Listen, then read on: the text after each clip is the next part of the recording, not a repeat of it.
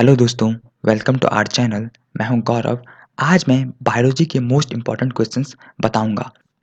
ये questions SSC, DRDO, railway, CDS और अन्य कम्पिटिटिव एग्जाम्स में अक्सर पूछे जाते हैं, तो वीडियो को अंत तक जरूर देखें। पहला क्वेश्चन है, मानव हृदय के किस ओर अशुद्ध रुधिर होता है? इसके ऑप्शंस है बाएं भाग में, ऊपरी भाग में, निचले भाग में या फिर दाएं भाग में। तो इसका आंसर है आपका दाएं भाग में। इसे हम ऐसा समझ सकते हैं, हमारा हृदय 4 कोष्ठों से बना होता है। एक होता है आपका दायां आलिन, दायां निलय, बायां आलिन और बायां निलय। इसका जो दायां सिरा होता है, यहाँ पे आपका अशुद्ध रुधिर होता है, जबकि इसके बाएं भाग में शुद्ध रुधिर होता है। तो इसे भी याद करना है कि इसके बाएं सिरे में शुद्ध रुधिर होता है।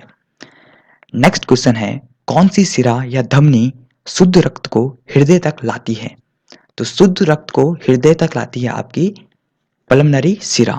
ठीक है, देखो, सिराएं अक्सर काम करती हैं, जो अशुद्ध खून होता है हमारी शरीर में उसे हृदय तक लाती है शुद्ध करने के लिए, जबकि धमनी शुद्ध खून को हमारे शरीर के अन्य हिस्सों तक पहुंचाती है। लेकिन पल्मनरी सिरा और पल्मनरी धमनी ये अपवाद हैं, मतलब ये उल्टा काम करती है। पल्मनरी सिरा शुद्ध रक्त को हृदय तक लाती है, जबकि पल्मनरी धमनी अशुद्ध रक्त को हृदय से फेफड़ों में शुद्ध करने के लिए या फिर ऑक्सीनेट करने के लिए लाती हैं। महाधमनी सबसे बड़ी धमनी है। अगर क्वेश्चन आता है सबसे बड़ी सिरा कौन सी है, तो सबसे बड़ी सिरा है आपकी वेन कावा। ये भी आप याद रख सकते हैं। नेक्स्ट क्वेश्चन है आपका, हिस्टोलॉजी शब्द का प्रयोग सबसे पहले किसने किया था? तो हिस्टोलॉजी शब्द का प्रयोग सबसे पहले मियर ने किया था। तो ये आप याद रखेंगे, मियर ने किया था। अगर ऐसा क्वेश्चन आता है, रक्त समूह की खोज किसने की थी? तो उसका आंसर होगा आपका कार्ल लैंडस्टीनर। अगर क्वेश्चन ऐसा आता है कि हमारे परिसंचरण तंत्र या फिर अभी तक हम बात कर रहे थे कि खून कैसे कैसे हृदय में गति करता है या चलता है, तो वो आपका किया था आपका विलियम हार्वी ने, जबकि आपके कैश्मीर फंक ने आपके विटामिन की खोज की थी। नेक्स्ट क्वेश्चन है आपका, जीव विज्ञान के जनक कौन माने जाते हैं? तो जीव विज्ञान के जनक हैं आपके अरस्तु।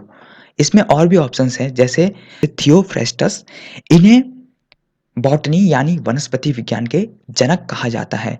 अगर बात आए आपका क्लोरस लाइनस को वर्गीकरण का जनक कहा जाता है, और हिप्पोक्रेट या फिर हिप्पोक्रेटस को आपके आधुनिक मेडिसिन के जनक कहा जाता है। नेक्स्ट क्वेश्चन है आपका, मनुष्य में लाल रुधिर कणिकाओं का जीवन काल कितना होता है? तो इसका आंसर है आपका 20 से लेके 120 दिन। ठीक है, WBC यानी श्वेत रक्त कणिकाओं का जीवन काल 2 से लेके 4 दिन होता है, जबकि बिंबाणु या फिर प्लेटलेट्स का 3 से लेके 5 दिन होता है। अगला क्वेश्चन है, जीवों के प्राकृतिक चयन का सिद्धांत किसने दिया? इसका आंसर है डार्विन ने। डार्विन ने एक और काम किया था, इन्होंने एक किताब लिखी थी, ओरिजिन ऑफ स्पीसीज। ये बहुत ही इंपॉर्टेंट बुक है जो एग्जाम में अक्सर पूछी जाती है। अगला क्वेश्चन है, किसे मास्टर ग्रंथि के रूप में भी जाना जाता है? तो इसका आंसर है आपका पीयूष ग्रंथि। ठीक है, पीयूष ग्रंथि को हम क्या कहते हैं? मास्टर ग्रंथि के नाम से भी जाना जाता है। इसका जो वेट होता है या फिर वजन होता है, ये 0.6 ग्राम होता है। इसमें एक है आपका आउटू ग्रंथि। आउटू ग्रंथि आपकी होती है जिसे हम थायराइड ग्लैंड कहते हैं। ये सबसे बड़ी अंतःस्रावी ग्रंथि है, जबकि सबसे बड़ी ग्रंथि हमारे क्या है? यकृत है। अगला क्वेश्चन है, किस विटामिन की कमी के कारण रक्त का थक्का देरी से जमता है? तो इसका आंसर है आपका विटामिन के की कमी से रक्त का थक्का देरी से जमता है। विटामिन के को फिलोक्विनोन के नाम से जाना जाता है, इसका ये रासायनिक नाम है। विटामिन सी का एस्कॉर्बिक एसिड और विटामिन डी का कैल्सीफिलोर है, जबकि विटामिन ए का नाम है आपका रेटिनोल। ये भी आपको याद रखने हैं। अगला क्वेश्चन है, विटामिन बी समूह कितने विटामिनों का समूह है? तो इसका आंसर है आपका 9। इसमें काफ़ी अलग-अलग कॉम्प्लेक्स हैं विटामिन बी के, ठीक है? जैसे बी1, बी2, बी3, बी5 वगैरह-वगैरह। अगला क्वेश्चन है, उस विटामिन का नाम बताएँ जो ना तो जल में और ना ही वसा में विलय हैं। देखो, विटामिन 2 प्रकार के होते हैं। एक तो जल में विलय होते हैं, एक वसा में विलय होते हैं। विटामिन के, विटामिन ई, विटामिन डी और विटामिन ए, ये आपके वसा में विलय होते हैं।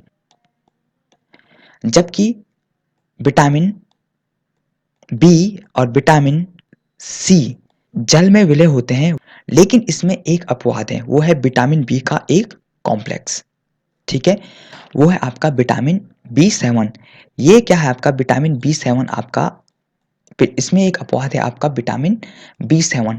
ये आपका ना ही जल में और ना ही वसा में विलय है। विलय मतलब घुलता नहीं है, ठीक है? अगला क्वेश्चन है, निम्न में किस रक्त समूह को सर्वदाता माना जाता है? सर्वदाता मतलब वो किसी को भी अपना खून दे सकता है। तो इसका आंसर है आपका विटामिन ओ, ठीक है? ए बी को सर्वग्राही कहते हैं, ये किसी से भी खून ले सकता है। अगला क्वेश्चन है, डॉट ट्रीटमेंट किस रोग के रोगियों को दिया जाता है? इसका आंसर है आपका क्षय रोग के रोगियों को दिया जाता है। ये आपका माइकोबैक्टीरियम ट्यूबरक्लोसिस नाम के बैक्टीरिया से होता है आपका क्षय रोग, ये भी याद रखना है। रक्तदाब मापने वाले यंत्र को क्या कहते हैं? तो इसका आंसर है आपका स्पेग्मोमीनोमीटर। हीमोसाइटोमीटर से लाल रक्त कणिकाओं को नापते हैं। बैरोमीटर से आपका वायुमंडलीय दाब नापते हैं। स्टेथोस्कोप से आप डॉक्टर के पास टंगा हुआ मिलता है, इससे हम हृदय की गति को नापते हैं। अगला क्वेश्चन है, किसे लाल रक्त कणिकाओं का कब्रगाह कहा जाता है? तो इसका आंसर है आपका स्प्लीन, ठीक है? स्प्लीन को लाल रक्त कणिकाओं का कब्रगाह कहते हैं, ठीक है? अब आपके दिमाग में एक क्वेश्चन आ रहा है, लाल रक्त कणिकाएं क्या लाल क्यों होती हैं? तो इसमें एक आयरन नाम का एक तत्व पाया जाता है, जिसके कारण ये लाल कलर होता है इसका, ठीक है? ऐसी ही वीडियो को और भी देखने के लिए चैनल को सब्सक्राइब करना ना भूलें।